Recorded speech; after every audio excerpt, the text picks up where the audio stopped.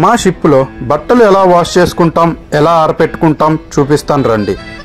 మాకు వాషింగ్ మిషన్లు ఇంకా ఆరపెట్టుకోవడానికి డ్రైయర్లు ఉంటాయి. ఆఫీసర్ లాండ్రీ సెపరేట్గా ఉంటుంది, ఇంకా క్రూ లాండ్రీ సెపరేట్గా ఉంటుంది. ఒక వాషింగ్ మిషన్ సివిల్ క్లోత్స్ కోసం, ఒక వాషింగ్ మిషన్ బాయిలర్ సూట్స్ కోసం యూజ్ చేస్తాం. వాషింగ్ అయిపోయాక నీట్గా డ్రైయర్లో వేసి ఒక 1 అవర్ వదిలేస్తే డ్రై చేసి ఇస్తుంది. తీసి ఫోల్డ్ చేసి కబోర్డ్లో పెట్టుకోవడమే. ఇక్కడంటే డ్రైయర్తో పని అయిపోతుంది, కానీ మన ఇంట్లో మార్నింగ్ లేవగానే మమ్మీ ఏమో నాన్న ఇవాళ ఎండ బాగా వచ్చింది, కొంచెం బట్టలు ఆరబెట్టే నాన్న అని అనటం. సరే మమ్మీ అని వేసిన గంటలో వర్షం పడేలాగా క్లైమేట్ మారిపోవడం.